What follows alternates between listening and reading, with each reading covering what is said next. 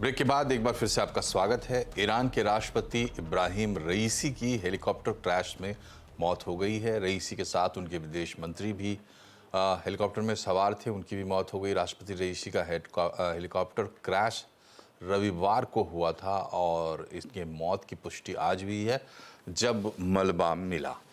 इस हादसे में हेलीकॉप्टर में सवार तमाम लोगों की मौत हो गई है। समाचार एजेंसियों के मुताबिक हेलीकॉप्टर में बॉडीगार्ड, पायलट, को पायलट, सुरक्षा अधिकारी वगैरह थे। प्रधानमंत्री मोदी ने इस हादसे पर दुख जताया है और इस पर क्या है भारत सरकार की प्रतिक्रिया, क्या है इसका अपडेट, बता रहे हमारे सहयोगी अभिषेक झा। ईरान के राष्ट्रपति की मृत्यु हो गई है और उनके साथ ही ईरान के विदेश मंत्री अमीर अब्दुल्लाहियान वो भी इस हेलीकॉप्टर दुर्घटना में मारे गए हैं। ये दुर्घटना तब हुई जब कल वो ईरान अजरबैजान की सीमा पर एक बड़े डैम का उद्घाटन करने के बाद वापस तबरीज जा रहे थे, जहां पर उन्हें एक और ऑयल संयंत्र का उद्घाटन करना था, लेकिन रास्ते में ही खराब मौसम के चलते ये हेलीकॉप्टर दुर्घटनाग्रस्त हो गया।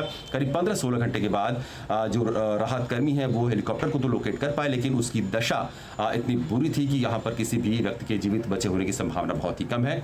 भारत और ईरान के रिश्तों पर इस दुर्घटना से कोई बहुत व्यापक असर तो नहीं पड़ेगा, लेकिन इतना जरूर है कि ईरान की जो राजनीति है उस पर इसका काफी फर्क पड़ेगा। इब्राहिम रईसी काफी नजदीक माने जाते थे अयतुल्ला खमैनी के, जो कि ईरान के का जो गवर्नेंस सिस्टम है उसमें सबसे शीर्ष पर बैठे हुए उनके धार्मिक नेता हैं।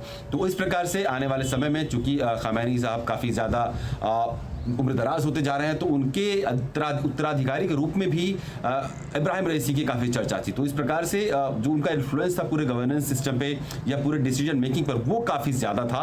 और अगर भारत और ईरान, जैसा कि हमने देखा पिछले हफ्ते ही उन्होंने चाबहार पोर्ट को लेकर 10 साल का एक कॉन्ट्रैक्ट साइन किया। इसके अलावा भी भारत और Iran north south transport corridor जो कि भारत से शुरू होकर रशिया तक जाएगा, उसमें ईरान की बहुत महत्वपूर्ण भूमिका है। भारत के जो पूरे मिडिल ईस्ट का जो स्ट्रैटेजी, जो भी सामरिक उसके निर्णय होते हैं, जो नीतियां बनती हैं, उनमें ईरान की बहुत अहम भूमिका होती है।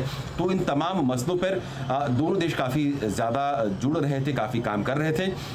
बहुत ज़्यादा कहें तो नकारात्मक या कोई बड़ा असर पड़ जाएगा भारत ईरान के रिश्तों पर इस दुर्घटना से, ऐसा तो नहीं कह सकते, लेकिन निश्चित रूप से एक बहुत ही मजबूत नेता, एक बहुत ही डिसाइसिव लीडरशिप, वो ईरान से अभी उसका जाना निश्चित रूप से ईरान के जो आने वाले समय है और खास तौर पे जो भी मिडिल ईस्ट की जो हालात चल रहे हैं, ऐसी स्थिति में एक डिसाइसिव लीडरशिप का खो देना ईरान के लिए बहुत बड़ा धक्का है, बहुत बड़ा सदमा है। और देखते हैं ईरान की नई लीडरशिप कब तक आती है और कितने स्ट्रांगली ईरान इस पूरे क्राइसिस से बाहर निकल पाता है। प्रधानमंत्री नरेंद्र मोदी ने बैंकिंग सेक्टर में टर्न अराउंड को लेकर बड़ी बात कही। उन्होंने एक पोस्ट में लिखा है कि पिछले 10 साल में बैंकिंग सेक्टर का प्रॉफिट पहली